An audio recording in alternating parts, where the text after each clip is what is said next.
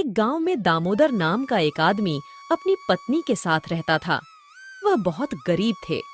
कभी कभी उन्हें भूखे ही सो जाना पड़ता था। इतना होने पर भी दामोदर की पत्नी सुनीता उसे हमेशा समझाती। कभी तो अच्छे दिन लौटेंगे, अभी तो हमारे शरीर में शक्ति है। पत्नी की इन बातों से दामोदर का हौसला बना रहता। उनके पास एक गाय थी। गरीबी के कारण वे गाय को अच्छी खुराक भी नहीं दे पाते थे, जिससे गाय अधिक दूध नहीं देती थी। जो भी दूध मिलता उसे पीकर अपनी भूख मिटाते। खेती का मौसम आने पर दोनों काम पर निकल पड़ते। इस मौसम के जाने पर दोनों जंगल को जाते, सूखी लकड़ियां बीन कर लाते, उन्हें बेचते और उनसे मिले पैसों से अपना गुजारा करते। एक बार गाय ने बछिया को जन्म दिया। दामोदर की पत्नी ने सोचा, दुधारू गाय को खरीदने वाले लोग मिल जाते हैं, क्यों ना इसे बेचकर रुपयों से कोई धंधा शुरू किया जाए। उसने अपने मन की बात पति को बताई। दामोदर गाय बेचने को राजी हो गया। सुबह सुबह एक पोटली में थोड़ा चिड़वा बांधकर वह निकल पड़ा। घर से निकलते समय सुनीता ने गाय के कान में फुसफुसाते हुए कहा, हमें माफ कर देना गैया मैया, ईश्वर ने हमें गरीब नहीं बनाया होता तो हम तुम्हें कभी नहीं बेचते। इतना कहते कहते वह रोने लगी। दामोदर से पत्नी की हालत देखी नहीं गई। वह जल्दी से गाय को लेकर निकल पड़ा। चलते चलते धूप तेज हो गई। खाली पेट होने और तेज धूप के कारण वह थकान महसूस करने लगा। एक बहती हुई नदी को देखकर उसने सोचा, चलो नाश्ता कर लेते हैं, पीने के लिए पानी भी है और आज गर्मी भी बहुत है, इसी बहाने थोड़ा आराम मिल जाएगा। वह साथ लाया चिड़वा चबाने लगा। तभी उसका ध्यान एक आदमी पर पड़ा जो गधे को लेकर उसके सामने खड़ा था। उसने पूछा, अरे भाई, गाय बेचने जा रहे हो क्या? हाँ भाई, मैं गाय बेचने के लिए जा रहा था। आज गर्मी बहुत थी, मैंने सोचा थोड़ी देर आराम कर लेता हूँ। उस आदमी को गाय अच्छी लगी, साथ में बछिया भी थी। उसने कहा, भाई, मेरे पास पैसे तो नहीं है। हाँ, अगर मेरे गधे के साथ बदला करना चाहो तो मैं तैयार हूँ। तुम गधा ले लो और मुझे गाय दे दो। उस आदमी की बातों को सुनकर दामोदर सोचने लगा, यदि आज गाय नहीं बिक पाई तो मैं घर नहीं लौट सकूंगा, और अगर घर न लौटा तो पत्नी चिंता करेगी। अगर गधा ले लेता हूँ तो घर लौटने में देरी नहीं होगी और गधे पर बैठकर जंगल से लकड़ियां लाने में भी आसानी होगी। दामोदर ने सहमति जताई। सौदा तय हुआ। फिर वह घोड़े पर बैठकर घर की ओर चल पड़ा। वह कुछ ही दूर चला होगा कि रास्ते में उसने बकरी के झुंड को आते देखा। वह सोचने लगा, गधे से अच्छी तो बकरी है, बकरी से दूध भी मिलेगा। उसने अपने मन की बात गडरिया से बताई। भाई, आप मेरे गधे के साथ बदला करोगे? आप मुझे एक बकरी दे दो और बदले में ये गधा ले लो। गडरिया उसकी बात सुनकर खुशी से उछल पड़ा। उसने फौरन एक बकरी दामोदर को दी और गधे को लेकर चल पड़ा। अब दामोदर बकरी को लेकर पैदल चलने लगा। उसे बार बार पत्नी की याद आ रही थी। इस बार उसने रास्ते में मुर्गियों के साथ एक आदमी को आते हुए देखा। दामोदर ने उस आदमी से पूछा, भाई, आप इन मुर्गियों को लेकर कहाँ जा रहे हो? उसने कहा, भाई, मैं इन मुर्गियों को बेचने जा रहा था। दामोदर सोचने लगा, मुर्गी तो बकरी से अच्छी रहेगी। हम पति पत्नी को खाने को अंडे तो मिलेंगे ही मिलेंगे। हमारी सब्जी की समस्या भी दूर हो जाएगी, शरीर को ताकत भी मिलेगी। दामोदर ने पूछा, भाई, क्या मेरी इस बकरी से तुम मुर्गी बदलना पसंद करोगे? मुर्गी वाला एक धोखेबाज आदमी था। उसने कहा, भाई, मेरी एक शर्त है, मैं तुम्हें एक बकरी के बदले में एक मुर्गी दे सकता हूँ। दामोदर बकरी के बदले एक मुर्गी लेने के लिए तैयार हो गया। दोनों में सौदा तय हुआ। दामोदर मुर्गी को लेकर घर की ओर बढ़ने लगा। दिन ढलता जा रहा था। दामोदर को घर पहुंचने की जल्दी हो रही थी। भूख के मारे उसके पेट में चूहे दौड़ रहे थे। तभी रास्ते में उसे एक ढाबा दिखाई दिया जहां पर रोटियां बन रही थीं। साथ ही दाल के तड़के की खुशबू से दामोदर के मुंह में पानी आने लगा। उसने सामने ढाबे के मालिक रामू को पाया। वो उससे कहने लगा, मुझे बहुत जोर की भूख लगी है, मैं रोटी खाना चाहता हूँ, लेकिन मेरे पास पैसे नहीं है। रामू बोला, अगर तेरे पास पैसे नहीं है तो मैं क्या करूँ? बिना पैसों के मैं रोटी नहीं दूंगा, तू कोई और जगह इंतजाम कर ले। रामू की बात सुनकर दामोदर बोला, भाई आप ऐसा करो, यह मुर्गी रख लो और मुझे भरपेट खाने को रोटी सब्जी दे दो। रामू सोचने लगा। यह आदमी या तो पागल है या फिर चोर है। वो दामोदर से गुस्से में पूछने लगा, क्यों रे, बता यह मुर्गी कहाँ से चुरा कर लाया है? दामोदर ने कहा, नहीं तो इसे मैंने उस आदमी से बदला है जो बकरी लेकर जा रहा था। मेरी बातों पर भरोसा न हो तो उस आदमी को बुलाकर पूछ लीजिए।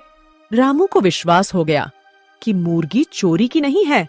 फिर उसने पूछा, चलो मैं तुझ पर भरोसा करता हूँ, लेकिन मुझे एक बात समझ नहीं आई, तुमने बकरी के साथ मुर्गी बदलने का सस्ता सौदा क्यों किया? दामोदर ने उसे पूरी कथा बताई। यह सुनकर रामू बोला, चलो ठीक है, रोटी तो तुझे मिलेगी, लेकिन मुझे तुम पर तरस भी आ रहा है। आज तेरी खैर नहीं है, तेरी पत्नी तेरी बातों को सुनकर तुझे घर में घुसने नहीं देगी। रामू की बात सुनकर दामोदर बोला, आप मेरी पत्नी को नहीं जानते। मेरी पत्नी अनपढ़ जरूर है, लेकिन है बहुत समझदार। मेरे इस सौदे पर वह भी नाराज नहीं होगी।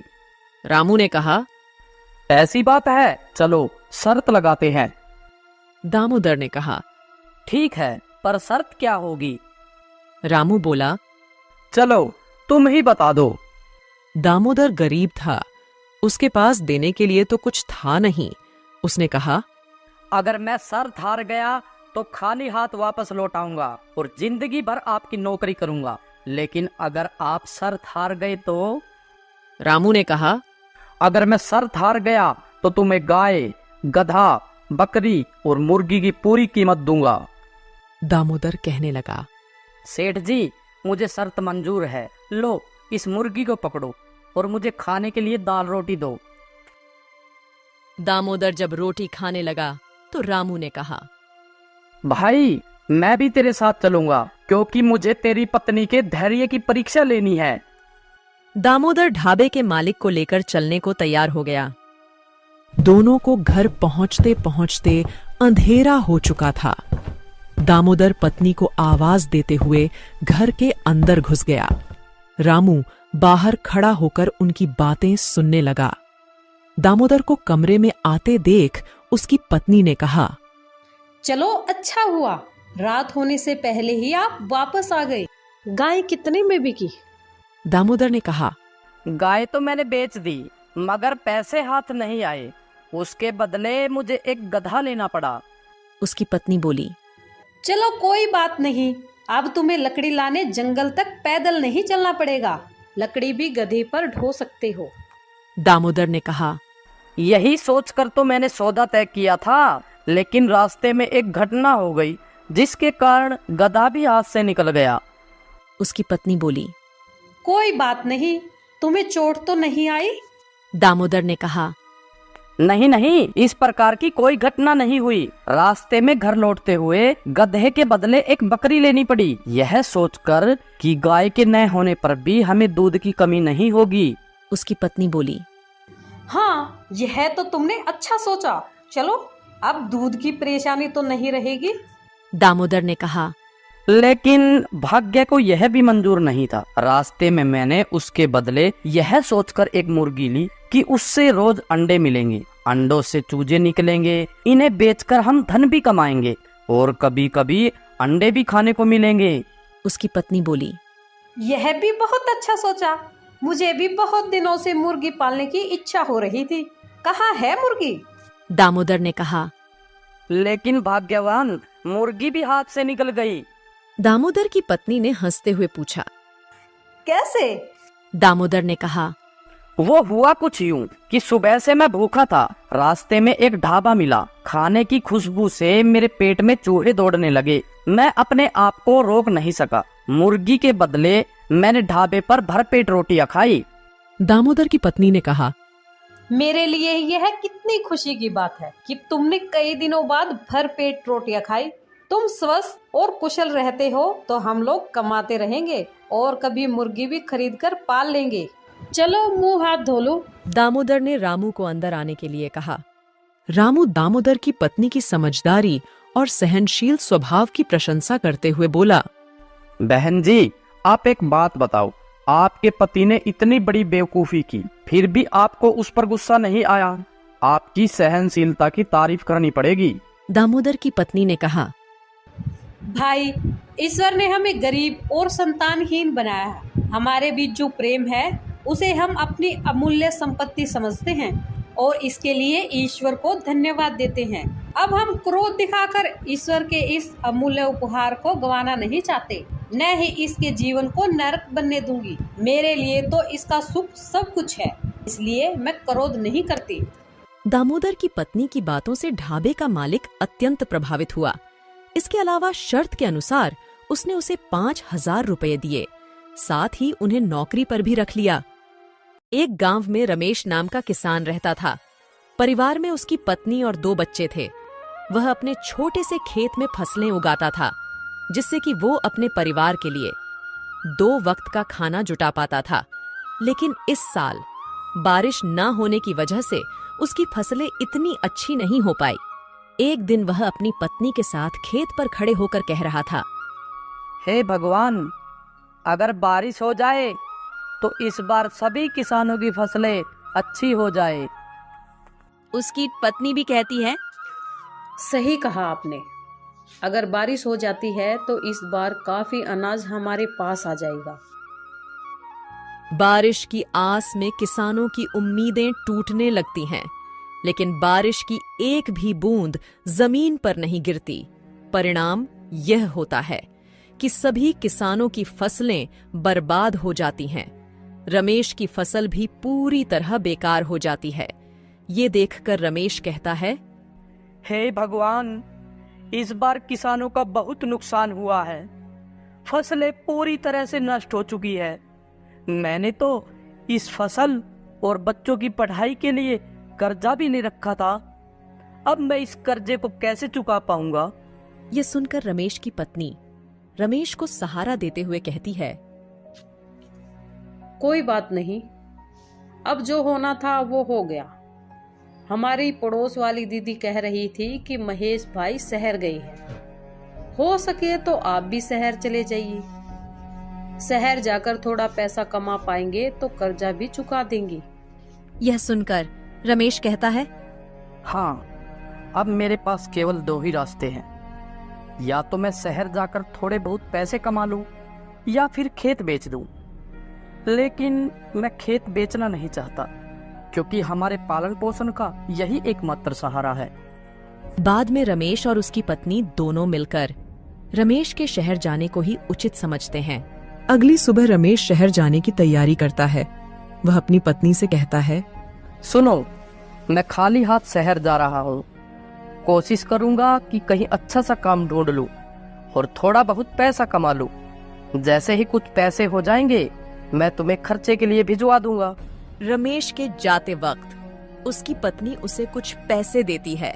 यह देखकर रमेश कहता है, यह पैसे कहाँ से आए तुम्हारे पास? रमेश की पत्नी कहती है, मैंने थोड़ा थोड़ा करके ये पैसा जमा किए थे अपने बुरे वक्त के लिए। अब शायद इनका सही वक्त आ चुका है। रमेश थैला उठाता है, उसी में उन पैसों को रख लेता है और शहर के लिए रवाना हो जाता है। शहर पहुंचकर वह काम ढूंढना शुरू करता है, लेकिन पूरा दोपहर काम की तलाश करते करते वह थक जाता है, लेकिन काम नहीं मिलता है। उसके बाद वह एक बगीचे में जाकर पेड़ की छांव में बैठ जाता है। वहीं पास में 2 जेब कतरे आपस में बात कर रहे होते हैं। सुन बे कल्लू, 3 दिनों से कोई भी मुर्गा हाथ नहीं लगा है। लगता है इसके पास काफी माल है। इस बार खाली हाथ लौटकर नहीं आना है। सही कहा मालिक, आपकी निगाह तो बहुत तेज है। चल अब तारीफ करना बंद कर और काम पर लग जा। मैं इसे बातों में उलझा लूंगा और तू इसका थैला लेकर 1, 9, 11 हो जाना। मालिक, यह सब तो ठीक है, लेकिन 1, 9, 11 नहीं, 9, 2, 11 होना है। बकवास बंद कर, और काम पर लग जा। उनमें से एक जेब कतरा रमेश के पास जाकर उससे बात करने लगता है। अरे श्याम बाबू, कैसे हो? बड़े दिनों बाद दिखाई दिए हो। अरे भाई, आप कौन हो? मैं तो आपको जानता भी नहीं। और मेरा नाम श्याम बाबू नहीं, मेरा नाम तो रमेश है। अरे हाँ, तभी मैं कहूँ कि तुम्हारा नाम भूल रहा हूँ। अच्छा, और बताओ क्या हाल है? अरे क्या बताऊं भाई, गांव से शहर आया हूँ काम की तलाश में, लेकिन काम मिल नहीं रहा। अगर आप मुझे जानते हो तो मेरे लिए कोई काम ही बता दो। इन दोनों की बातचीत हो ही रही थी, तभी कल्लू रमेश का थैला लेकर 9-2-11 हो जाता है। पहला जेब कतरा कहता है, अरे भाई, लगता है पहचानने में गलती हो गई। चलो मैं चलता हूँ। अजीब लोग हैं शहर की, पहले खुद ही जान पहचान का दिखावा करते हैं और बाद में खुद ही अनदेखा करने लगते हैं। इतने में रमेश की नजर अपने थैले की ओर पड़ती है, लेकिन वहां पर थैला न देखकर वह काफी निराश हो जाता है और कहने लगता है, शहर के लोग तो बड़े ही दयाहीन हैं। मैं तो सोचता था शहर के लोगों का बड़ा दिल होता है, लेकिन यहाँ तो दिल है ही नहीं किसी के पास। गरीब के थैले को भी नहीं छोड़ते। वह भगवान से प्रार्थना करता है कि वही उसकी मदद करें। इतने में रमेश के पीछे से एक दर्द भरी आवाज आती है, बचाओ बचाओ। रमेश उस आवाज को सुनता है और देखता है कि वहां एक घायल व्यक्ति जमीन पर नीचे पड़ा हुआ है।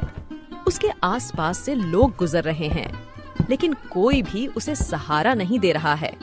रमेश उसकी घायल स्थिति को देखकर तुरंत हॉस्पिटल ले जाने का इंतजाम करता है।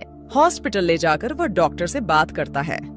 डॉक्टर साहब, जरा इन्हें देखिए, यह बहुत घायल है और दर्द के मारे तड़प रहे हैं। डॉक्टर उस व्यक्ति की हालत देखता है और कहता है, तुरंत इलाज शुरू करना होगा। इसके लिए तुम्हें कुछ पैसे काउंटर पर जमा करने होंगे। ये सुनकर रमेश आश्चर्य में पड़ जाता है और डॉक्टर से कहता है, डॉक्टर साहब, आज ही सुबह मैं शहर आया हूँ काम की तलाश में, लेकिन काम तो मुझे मिला नहीं। ऊपर से मेरा बैग भी किसी ने चुरा लिया है। डॉक्टर उस व्यक्ति का तुरंत इलाज शुरू कर देते हैं और कुछ समय बाद बाहर निकलते हैं। तभी रमेश अपनी जेब से एक पर्स निकालता है, जो उसे घायल व्यक्ति को हॉस्पिटल लाते हुए उसकी जेब से गिरते हुए मिल गया था। वह उसे डॉक्टर को दिखाते हुए कहता है, ये लीजिए डॉक्टर साहब, ये इन्हीं का पर्स है। मैंने तो इसे खोला भी नहीं है, देख लीजिए, शायद इसमें कुछ पैसे हो। डॉक्टर उस पर्स को चेक करता है तो उसमें बहुत सारे आईडी कार्ड और क्रेडिट कार्ड होते हैं। जब डॉक्टर उनकी आईडी कार्ड को चेक करता है तो उसे पता चलता है कि यह तो शहर के सबसे अमीर आदमी है। वो तुरंत रमेश से कहता है, अच्छा हुआ जो तुम इन्हें हॉस्पिटल लेकर आ गए। तुम जानते हो, ये शहर के सबसे बड़े आदमी हैं। मुझे नहीं पता डॉक्टर साहब, मैंने तो अपना फर्ज निभाया है। डॉक्टर रमेश को शाबाशी देता है और कहता है, कल सुबह इन्हें होश आ जाएगा। तुम कल सुबह आकर इनसे मिल सकते हो। रमेश रात भर उस गार्डन में ही सोता है और सुबह होते ही वह हॉस्पिटल वापस आ जाता है और डॉक्टर से पूछता है, डॉक्टर साहब, अब इनकी तबीयत कैसी है? डॉक्टर कहता है, हाँ, अब बिल्कुल ठीक है, तुम इनसे मिल सकते हो। डॉक्टर उस व्यक्ति से रमेश का परिचय कराते हुए कहता है, यह रमेश जी हैं, इन्होंने ही आपकी जान बचाई है। घायल अवस्था में यही आपको हॉस्पिटल लेकर आए थे। यह सुनकर अशोक जी कहते हैं, धन्यवाद मेरी जान बचाने के लिए। तुम कौन हो और क्या करते हो? तभी रमेश कहता है, मैं गांव से शहर आया हूँ एक अच्छे से काम की तलाश में, लेकिन अभी तक मुझे कोई भी काम नहीं मिला है। मेरे ऊपर कर्ज है, मैं उस कर्ज से मुक्त होना चाहता हूँ, इसलिए मैं शहर पैसे कमाने के लिए आया हूँ। अशोक जी ये सोचकर हैरान हो जाते हैं कि यह व्यक्ति इतनी परेशानी में होते हुए भी मुझे हॉस्पिटल लेकर आया। वह कहते हैं, मुझे ये जानकर बहुत अच्छा लगा कि इस समय भी तुम जैसा अच्छा और ईमानदार इंसान है। एक काम करना, कल मेरी छुट्टी है तो तुम कल सुबह ठीक इसी समय आना। मेरे पास तुम्हारे लिए काफी अच्छा काम है। रमेश शुक्रिया अदा करते हुए वहां से चला जाता है। अगले दिन ठीक उसी समय हॉस्पिटल पहुंचता है। हॉस्पिटल से वे दोनों अशोक जी के घर के लिए रवाना हो जाते हैं। घर में प्रवेश करते वक्त रमेश उनके बड़े से महल और बड़ी बड़ी गाड़ियां देखकर हैरान रह जाता है और सोचता है कि यह व्यक्ति कितने अमीर होंगे। रमेश अंदर जाकर सोफे पर बैठ जाता है। तभी अशोक जी नौकर से उसके लिए पानी और खाने के लिए कुछ लाने को कहते हैं। अशोक जी कहते हैं, रमेश, तुम कुछ खा पी लो, मैं 15 मिनट में आता हूँ। कुछ देर बाद अशोक जी आते हैं और कहते हैं, रमेश, शहर के बाहर मेरी एक बड़ी फैक्ट्री है जिसमें खेती से जुड़े उत्पाद बनाए जाते हैं। खाने पीने का कोई झंझट नहीं है। वहाँ पर तुम्हें खाने पीने को सब मिलेगा, रहने को घर मिलेगा। अगर तुम सहमत हो तो तुम इस काम को कर सकते हो। रमेश कहता है, यह तो मेरे लिए बहुत ही अच्छी बात है। वैसे भी मैं एक किसान हूँ। खेती बाड़ी के बारे में मुझे बहुत अच्छे से पता है। मैं इस काम को अच्छे से कर पाऊंगा। अशोक जी कहते हैं, तुम चाहो तो अपने परिवार को भी यहाँ लाकर रह सकते हो। अशोक जी रमेश को कुछ पैसे देते हैं जिससे वह अपने कर्ज को चुका पाए। फिर रमेश गांव जाता है और अपने कर्जे को पूरी तरह चुका देता है और अपने परिवार के साथ शहर वापस लौट आता है। अशोक जी रमेश के दोनों बच्चों की पढ़ाई का खर्चा भी खुद ही उठाते हैं और उनके खाने पीने का और रहने का ख्याल भी रखते हैं।